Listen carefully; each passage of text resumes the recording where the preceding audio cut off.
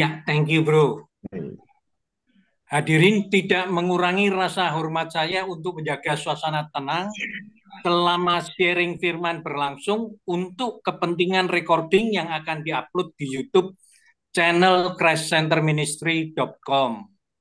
Terima kasih atas perhatiannya. Saya mengapresiasi sahabat setia yang hadir pada pagi hari ini dan yang baru pertama kali hadir.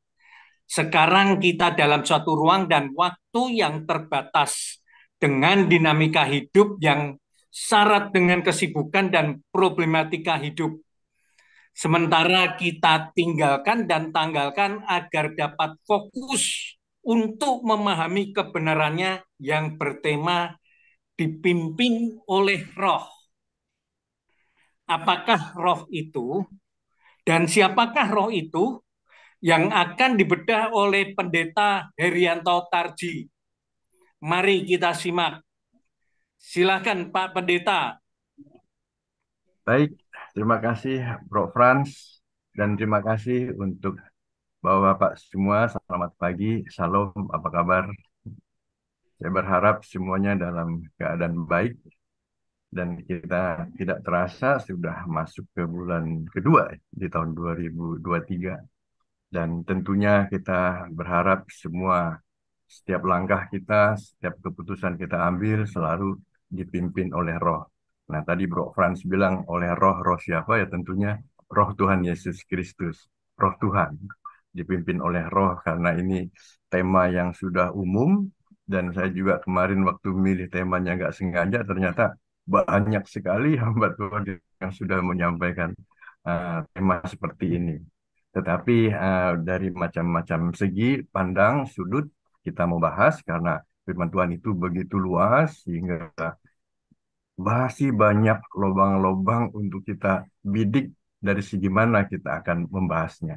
Baiklah Bapak Ibu sekalian, saya akan uh, share PowerPoint yang dipimpin oleh Roh.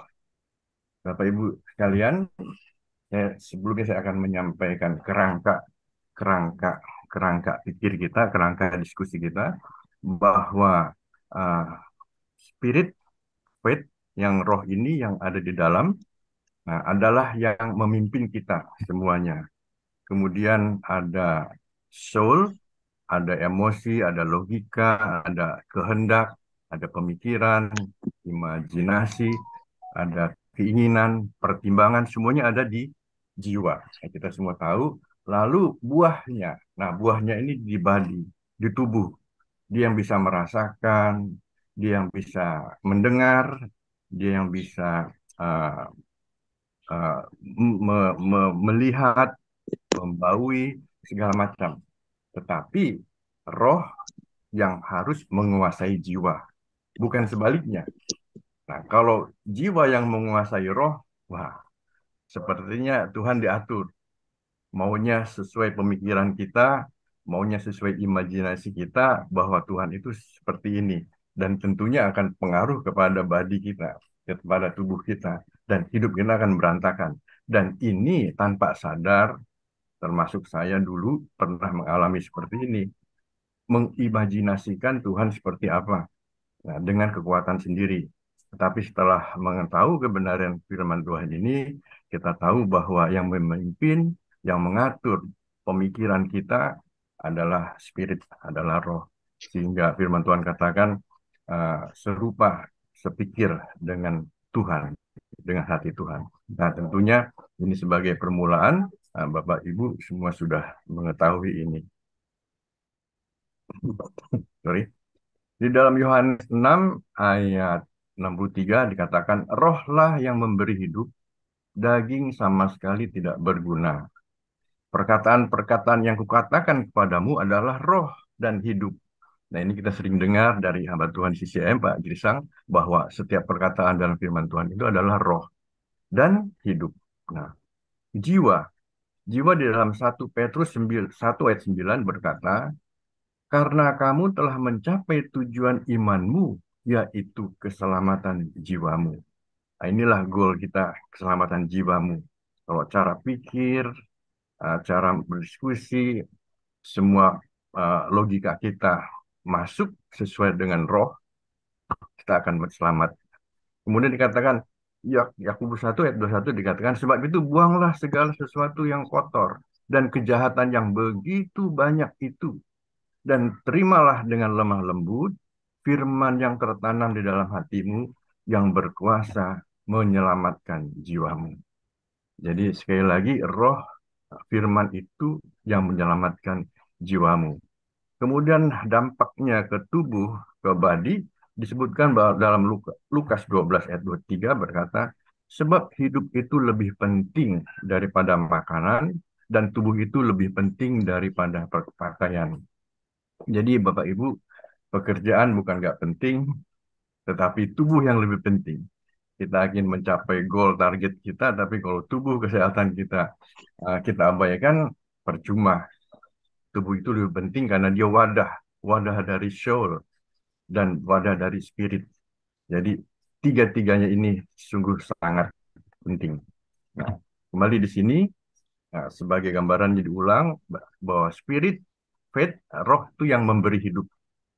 Lalu jiwa yang diselamatkan, soul, affection, pikiran kita, logika kita, imajinasi kita, perasaan kita, kehendak kita, semua yang diselamatkan. Dan tubuh lebih penting dari makanan dan materi lainnya. Nah, ini yang harus dijaga kesehatan. Kadang-kadang saya juga sering melihat orang dipanggil Tuhan eh, lebih muda dari biasanya, sekitar umpamanya 30 tahun, 45 tahun, yang kelihatannya aktif, badannya juga bagus, tapi kok dipanggil Tuhan, ya ternyata selidik punya lidik, cara hidupnya, dengar dari keluarganya, kurang teratur. Apa yang kurang? Kurang tidur. Jadi Bapak Ibu sekalian, kalau yang bisa tidur bersyukur, karena tidur adalah mengembalikan semua sel-sel kita yang mati. Jadi cukuplah tidur 8 jam per hari kalau bisa. Lalu kita lihat di sini bahwa ada spirit dimasukin oleh Holy Spirit, oleh Word of God, dan uh, direct revelation, pewahyuan langsung, masuk ke roh kita, Holy Spirit, masuk ke roh kita yang diberikan oleh Tuhan. Lalu Spirit itu masuk ke soul, ke jiwa kita, ke pikiran kita, ke pemikiran, ke pemahaman kita. Bagaimana kita harus berpikir, bagaimana kita harus memproses dan mempertimbangkannya. Nah, kemudian body, tubuh kita juga memberikan informasi tentang hal-hal yang fisik, tentang panas, tentang dingin, tentang cuaca, tentang hal-hal fisik, tentang yang dilihat, yang dirasa, dimasukkan ke jiwa semua. Jadi soul, jiwa menerima langsung firman Tuhan dari Roh Kudus dalam dimensi dunia roh. Nah, ini yang harus penting. Bahwa Holy Spirit memberikan infonya, memberikan firmannya kepada roh kita dalam dimensi dunia roh. Nah, lalu jiwa menerima informasi juga dari tubuh, dari body kita, hal-hal yang dimensinya dunia fisik, natural. Nah, jadi jiwa terima dari dua pihak, dari roh, Holy Spirit, juga dari body, nerima. Nah, kemudian jiwa ini menjembatani informasi dimensi roh dan dimensi fisik untuk dipertimbangkan, untuk dipikirkan, untuk direnungkan. Pesan apa dari kedua dimensi ini? Nah, sehingga akhirnya soul ini, jiwa ini selalu terjadi perubahan. Perubahan-perubahan terus. Yang firman Tuhan katakan dalam uh, sebentar, sepertinya salah. Mungkin nanti. Uh, Yohanes 3 ayat 3 dikatakan, Yesus menjawab katanya, aku berkata kepadamu, ini contohnya tadi. Contoh dari dimensi roh ke dimensi fisik. Yesus menjawab katanya kepada Nikodemus, aku berkata kepadamu sesungguhnya, jika seorang tidak dilahirkan kembali, ia tidak dapat melihat kerajaan Allah. Kata Nikodemus kepadanya, bagaimanakah mungkin seorang dilahirkan kalau ia sudah tua? Dapatkah ia masuk kembali ke dalam rahim ibunya dan dilahirkan kembali? Nah, Bapak Ibu tahu, Nikodemus menangkapnya secara jasmani, tubuh, secara lahir. Tapi roh, Tuhan Yesus berkata bahwa perkataan itu roh menyampaikannya dengan pengertian yang dimensi rohani, kerajaan. Nah, ini yang kadang-kadang nggak nyambung. Ya, soul ini yang harus mempertimbangkannya. Ini salah satu contoh bahwa soul, jiwa, menerima informasi dari jasmani dan dari rohani. Nah, kemudian di dalam uh, Yohanes 6 ayat 51 ada lagi satu contoh. Akulah roti yang telah turun dari sorga. Jikalau seorang makan dari roti ini, ia akan hidup selama-lamanya. Dan roti yang kuberikan itu ialah dagingku yang akan kuberikan untuk hidup dunia. Orang-orang Yahudi bertengkar antara sesama mereka dan berkata, bagaimana ia ini dapat memberikan dagingnya kepada kita untuk dimakan? Nah, ini juga dimensi yang kontradiksi. Orang-orang yang Yahudi berpikir dengan dimensi jasmani, tubuh, rohani, kedagingan. Nah, tetapi Tuhan Yesus berkata dalam dimensi yang roh. Nah, ini satu gambaran yang tadi saya bilang soul, jiwa itu menerima informasi dari dua sisi, dari spirit dan dari jasmani. Nah, kita lihat di sini akan selalu menjadi beban soul ini. Kita lihat di sini ada body merah, soul dan spirit. Nah, body dan spirit ini informasi yang disampaikan kepada jiwa ada di gambar yang biru. Yang biru ini yang menaruh beban. Nah, makanya dalam firman Tuhan katakan, selalu dikatakan juga oleh Bro Franz, renew mind. Berubahlah pemikiran kita. Nah, Roma 12 ayat 2 dikatakan, janganlah kamu menjadi serupa dengan dunia ini, tetapi berubahlah oleh pembaharuan budimu, sehingga kamu dapat membedakan manakah kehendak Allah. Apa yang baik, yang berkenan kepada Allah, dan yang sempurna. Nah, seperti misalnya uh, apa nih doktrin kita selalu banyak doktrin apalagi di YouTube banyak sekali doktrin dari teman-teman gereja. Nah, ini yang harus kita saring di dalam jiwa kita. Mana yang kira-kira pas. Jadi nggak sembarangan terima doktrin ini, doktrin itu akhirnya pusing. Nah, termasuk juga doktrin CCM kalau memang Bapak Ibu kurang berkenan, terima dulu, renungkan dulu supaya tidak uh, confuse. Lalu di sini PPR saya lupa. Nah, kita lanjutkan ke slide berikutnya. Nah, jadi kalau kita hidup di dalam body kita, you live in body, kamu juga hidup secara roh. You are spirit, juga hidup oleh roh. Kamu adalah roh dan kamu mempunyai jiwa. Ini satu itu juga ilustrasinya. Nah, apa yang dimaksud dipimpin oleh roh? Nah, di dalam Roma 8 ayat 14 dan banyak ayat yang lain berkata bahwa semua orang yang dipimpin roh Allah adalah anak Allah. Lalu di Galatia 5 ayat 18 berkata, akan tetapi jikalau kamu memberi dirimu dipimpin oleh roh, maka kamu tidak hidup di bawah hukum Taurat. Nah, ini yang agak agak sering masih kita tanpa sadari, kita masih hidup di dalam lingkungan uh, legalisme, aturan-aturan agama. Tetapi kita juga ikut dipimpin oleh roh. Nah, ini confuse juga kadang-kadang. Lalu di Galatia 5 ayat 25 dikatakan, jikalau kita hidup oleh roh, baiklah hidup kita juga dipimpin oleh roh. Nah, ini yang sesuai dengan tema, bahwa kalau kita memang sudah hidup oleh roh, baiklah kita hidup juga dipimpin oleh roh. Itu maksud apa maksudnya kita dipimpin oleh roh. Lalu dikatakan di dalam 1 Korintus 2 ayat 10 berkata, karena kepada kita Allah telah menyatakan oleh roh. Sebab roh menyelidiki segala sesuatu. Bahkan hal-hal yang tersembunyi dalam diri Allah. Dikatakan juga dalam ayat 11-nya, siapa gerangan di antara manusia yang tahu apa yang terdapat di dalam diri manusia selain roh manusia sendiri yang ada di dalam dia? Demikian pula lah tidak ada orang yang tahu apa yang terdapat di dalam diri Allah selain roh Allah. ayat berikutnya dikatakan 1 Korintus 2:12, kita tidak menerima roh dunia, tetapi roh yang berasal dari Allah, supaya kita tahu apa yang dikaruniakan Allah kepada kita. Jadi Allah memberikan roh kepada kita menjadi roh manusia supaya tahu apa yang dikaruniakan oleh Allah kepada kita.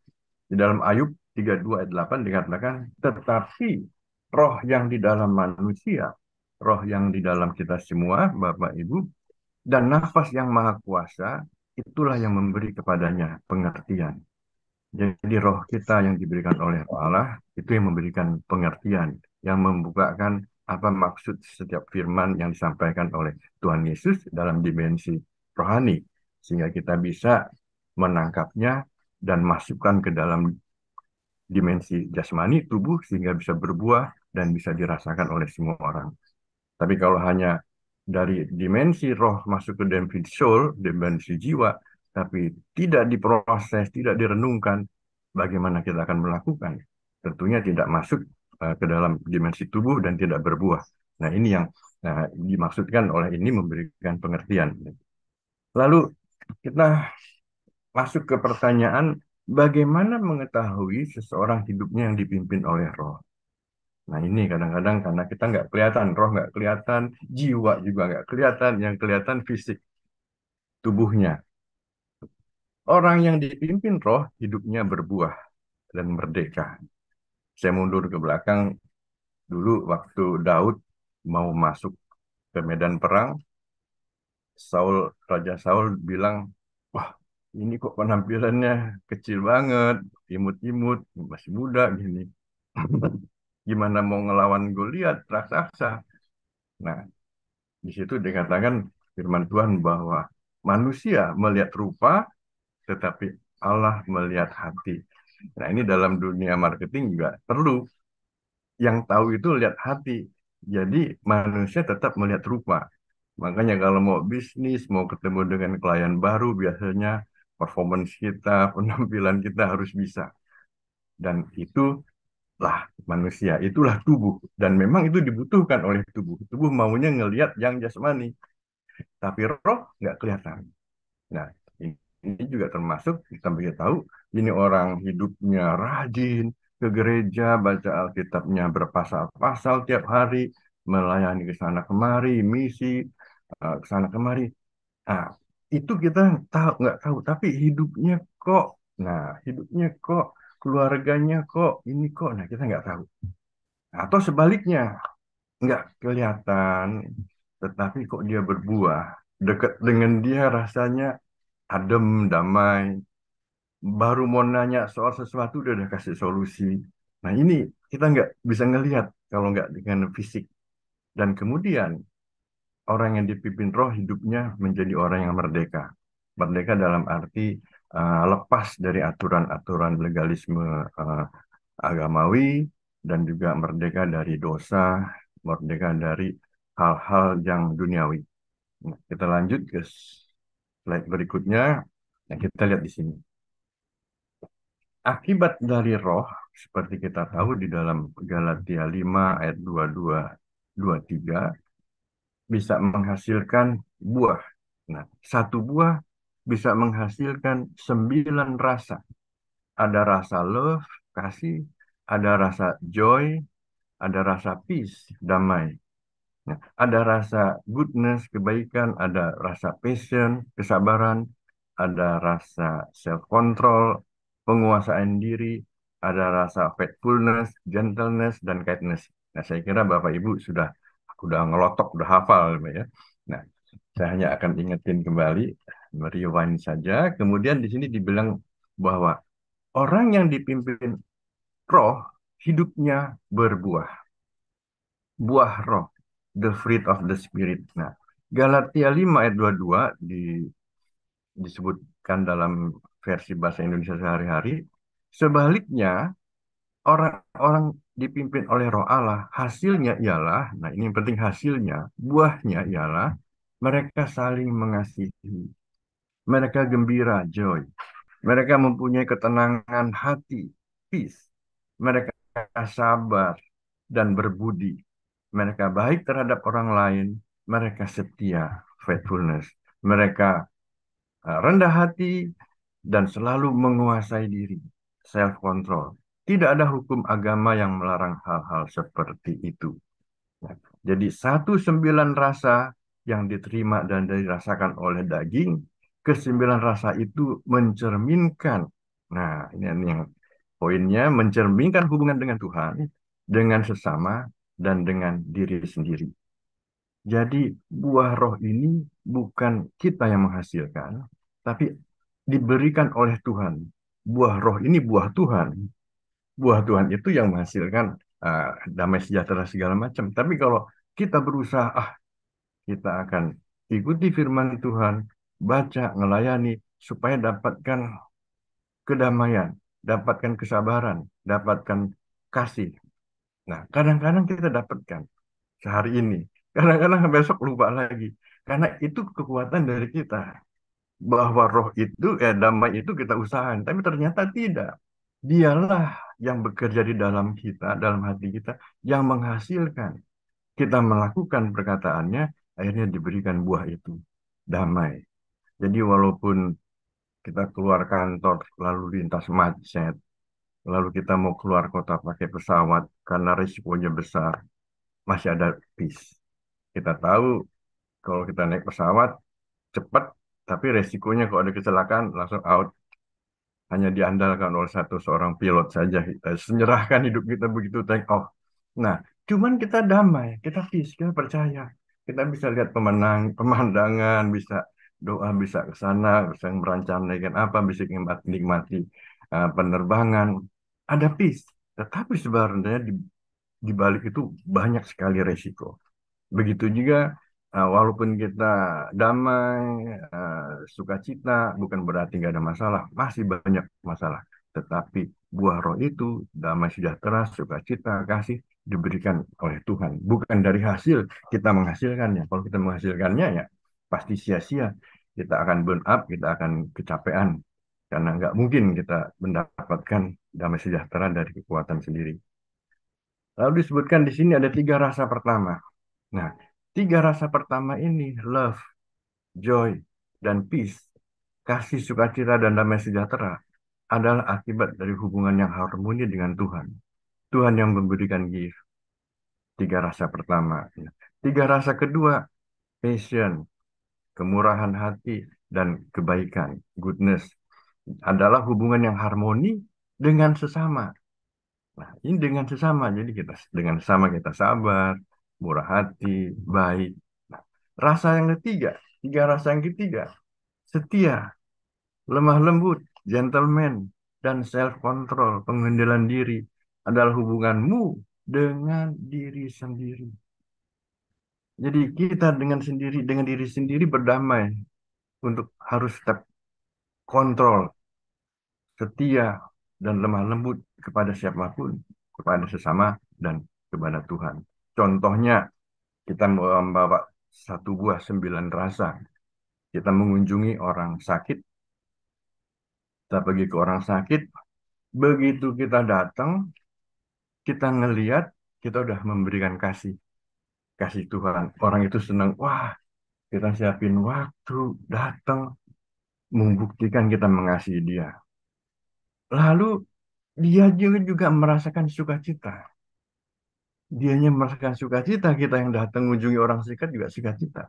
Dan orang yang sakit itu merasakan damai sejahtera. Kita juga damai sejahtera karena kita mendoakan dia. Dia yang tadinya khawatir sakitnya udah masuk ke level berapa, nanti ada apa, bagaimana pengobatan. Tapi begitu kita doakan, dia ada damai sejahtera. Nah, inilah akibat hubungan yang harmoni dengan Tuhan, kita memberikan buah. Dan buahnya itu dirasakan oleh orang yang sakit itu. Nah, rasa kedua, kita jadi sabar karena kita meluangkan waktu. Lalu kita murah hati karena kita bawa sesuatu, bawa parcel buah-buahan, dan kita menunjukkan kebaikan. Nah, ini hubungan dengan sesama. Itu juga diberikan oleh Tuhan kepada kita, bukan dari kekuatan kita. Kesabaran, kemurahan, kebaikan. Nah, rasa ketiga, waktu mengunjungi orang sakit, kita menunjukkan kita kesetiaan pada teman. tetap gentleman, menanyakan keluarganya, dan juga penguasaan diri kita. Kita akan bisa melihat keadaan keluarganya bagaimana, kita perhatikan, lalu penguasaan diri juga kita harus bisa sabar untuk melayani orang sakit ini. Nah, itulah contoh kunjungan orang sakit. Dan di tempat pekerjaan juga begitu. Kepada bos kita tetap memberikan kasih, sukacita, damai sejahtera yang dari Tuhan, bukan dari kita sendiri ciptakan. Nah, juga kesabaran dalam tekanan-tekanan deadline pekerjaan, kemurahan hati, hubungan sesama teman kantor atau teman bisnis, tetap punya rasa kesabaran. Nah, itu juga dikaruniakan oleh buah roh dari Tuhan, bukan oleh kekuatan sendiri. Juga kesetiaan, lemah lembut, penguasaan diri dalam pekerjaan, melayani customer yang rewel, yang ini, tetap kita masih ada penguasaan diri yang juga diberikan oleh Tuhan, bukan oleh kekuatan sendiri. Nah, ini salah satu contoh dari uh, hidup dipimpin oleh roh dan diberikan buahnya seperti ini. Nah, orang yang dipimpin roh hidupnya merdeka. Nah, kita tahu dalam 2 Korintus 3 ayat 17 berkata, sebab Tuhan adalah roh dan di mana ada roh Allah, di situ ada kemerdekaan. Kemerdekaan dari mana? Ya, dari tuntutan-tuntutan agama, legalisme dari hukum Taurat, rasa bersalah, tapi kita merdeka. Karena kita, roh Allah ada dalam kita yang menuntun dan yang memberikan solusi dan tidak ada beban karena semuanya sudah diselesaikan. Tidak ada aturan-aturan di dalam Tuhan. Karena sang aturan itu ada dalam hati kita dan pikiran kita yang nggak ada lagi aturan-aturan yang dari luar. Legalisme. Nanti saya berikan contohnya. Nah, satu lagi 2 Timotius 1 ayat 7 berkata, sebab Allah memberikan kepada kita bukan roh ketakutan, melainkan roh yang membangkitkan kekuatan, kasih, dan ketertiban. Jadi tidak ada rasa takut lagi kalau sudah hidup dipimpin oleh roh, dan malah membangkitkan kekuatan kita saat kita khawatir, kita takut, kita lemah, dan menumbuhkan kasih dan ketertiban. Saya lihat ada satu ilustrasi di sini, merdeka. Merdeka dari hukum dosa, flesh. Nah, ini daging. Marah, benci, balas dendam, perbuatan cabul. Karena itu daging semua. Lepas dari hukum dosa setelah kita hidup dipimpin oleh roh. Lalu ada aturan-aturan agamawi, legalisme. Nah, ini yang selalu tanpa sadar masih kita kembali lagi. Lalu ada perbuatan plus iman dan iman perbuatan. Nah, saya ingin cerita nanti di akhir bahwa pertama-tama kalau kita tahu di hukum Taurat melakukan sesuatu, baru kita mencapaikan iman. Mendapatkan iman itu, mendapatkan keselamatan itu. Tapi ada satu perbuatan. Lalu ada iman dahulu, udah terima Tuhan Yesus, tapi masih harus melakukan ini, melakukan itu, melakukan supaya lebih lagi atau mempertahankan kita punya keselamatan. Nah, ini nanti ada contohnya yang supaya lebih real lagi. Yang dalam Yohanes 8 ayat 31 berkata, maka katanya kepada orang-orang Yahudi yang percaya kepadanya, jikalau kamu tetap dalam firman-Ku, kamu benar-benar adalah murid-Ku, dan kamu akan mengetahui kebenaran, dan kebenaran itu akan memerdekakan kamu. Nah, ini contohnya seperti di lampu merah, di traffic light. Kalau nggak ada lampu merah, walaupun bahaya ataupun ada resiko, tapi lalu lintas tetap jalan. Orang masuk kiri kanan, nggak ada pelanggaran lalu lintas. Tetapi begitu dipasang lampu merah, memang itu tertib. Kita juga bisa selamat, semuanya tertib. Tetapi ada aturan. Setelah itu ada saja orang yang melanggar. Nah, setelah ada lampu merah, ada saja orang yang melanggar. Ada hukum. Setelah ada hukum Taurat, ada saja orang melanggar. Seperti itu juga. Lalu bagaimana kalau sudah merdeka? Bisa dong melakukan zina, melakukan mabuk-mabukan lagi, melakukan hal-hal yang bunuh orang atau segala macam. Jangan salah, masih ada KUHP. Jadi yang dimaksud kemerdekaan itu kemerdekaan dalam roh, kemerdekaan dalam Kristus. Kita menggunakan kemerdekaan itu untuk uh, mengikuti apa yang Tuhan perintahkan, bukan untuk seenaknya. Sehingga nanti kita berhadapan sama hukum dunia, KUHP. Ya, hukum dunia kebanyakan ngambilnya juga dari hukum Taurat. Yang bunuh ya nanti, walaupun lu imannya tinggi, pendeta besar, dia korupsi ditahan. Ya, karena hukum dunia. Urusan dikasih atau diampuni oleh Tuhan, itu nggak kelihatan, kita nggak tahu. Tapi yang kelihatan, dia berhadapan sama KUHP. Jadi kemerdekaan itu kemerdekaan yang diberikan oleh Kristus untuk mempertahankan kita punya kemerdekaan di dalam Kristus tidak melanggar.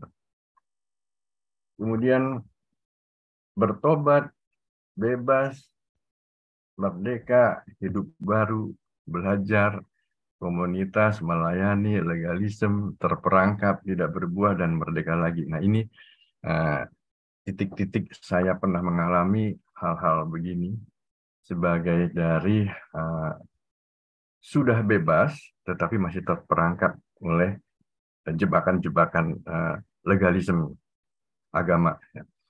Saya bertobat dari keyakinan saudara seberang, dan memang hidup saya agak, karena ngikutin mau 2-3 orang ya, saya jadi ngikut juga, punya istri seperti itu, tapi tidak jadi, tetap satu. Nah, akhirnya saya bertobat. Nah, saya benar-benar merasakan damai sejahtera. Kalau kita ngerayakan tiap tahun perayaan agama, selalu kita tangis-tangisan.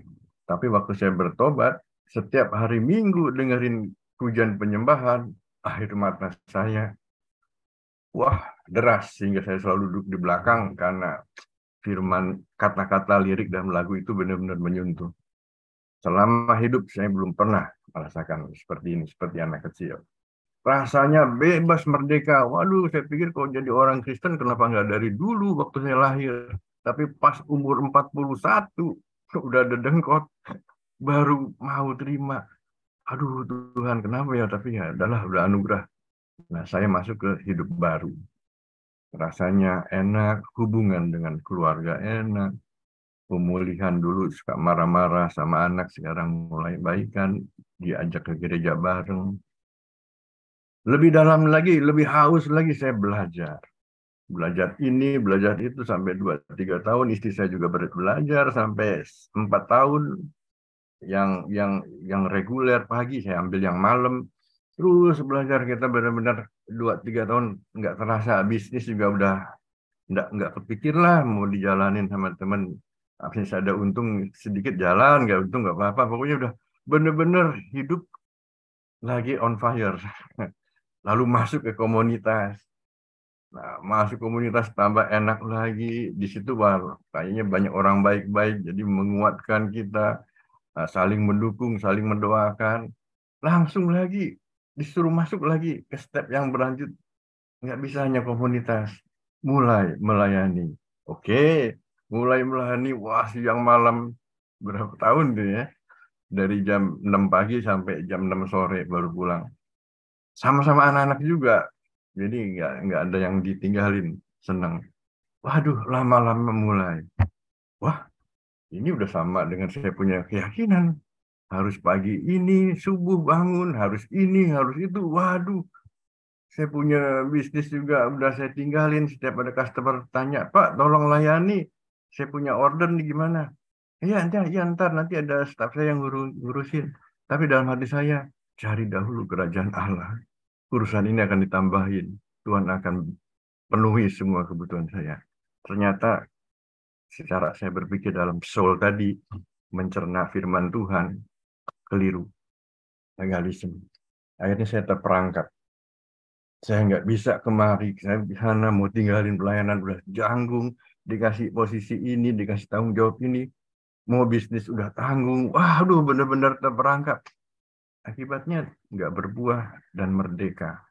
Udah nggak merdeka lagi. Nah ini jebakan-jebakan ini yang saya bilang hati-hati tadi. Ada iman, kita iman, begitu masuk ke iman, dikasih tahu harus begini, harus begitu. Nah, saya kasih ilustrasi waktu di keyakinan saya yang lama. Sholat subuh, ada seorang ustadz sholat subuh, dia rajin, dia paling pagi datang duluan di musola. Akhirnya semua jemaah bilang, ini ustadz yang paling bagus. Ustadz, kalau mau ustadz ceramahnya bagus, soal-soal remaja, soal minuman keras, ustadz harus ngalami. Baru remaja pada dengar. Wah, ustadz juga pernah ngalami terus bertobat. Ustadz itu langsung minum. Ini dia mabuk. Mabuk udah seminggu sadar, dia khotbah lagi, dia bilang saya udah ngalami. Udah ngalami akhirnya, wah bagus, ini baru banyak nih karena Tuhan pernah ngalami, baru enak kalau ngomong soal tema minuman keras karena udah ngalami. Ada lagi Ustadz, apa? Ustadz harus berzina, baru bisa nasihatin orang. Nih, gue udah berzina sekarang bertobat.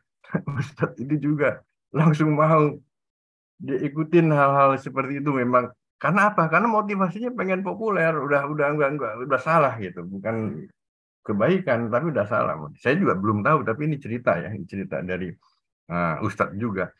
Nah, ini dilakukan perzinahan. Ketakutan. Ketakutan gimana supaya nggak ketahuan.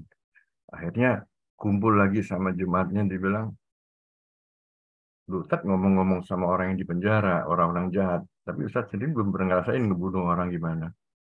Dia langsung teringat, pulang itu yang dijinahi supaya dia nggak bocorin rahasia, dia bunuh. Dia umpetin. Nah, akhirnya ketahuan baru dia bilang, kau saya jadi begini. Nah, lalu si iblis yang masuk ke anak muda, yang ngomporin, yang promote itu dibilang, gila lu Ustadz, saya aja yang jahat, iblis ini, kamu mau salahin saya nggak salahin saya hanya nyuruh saja, tapi kamu lakukan. Nah, akhirnya dia di penjara. Nah, inilah yang sebelah hati-hati dengan pemikiran-pemikiran yang harus disaring oleh jiwa, oleh soul ini. Makanya soul itu harus diselamatkan. Karena roh itu penurut, apalagi daging, lemah. Nah, yang kuat ini harusnya jiwa.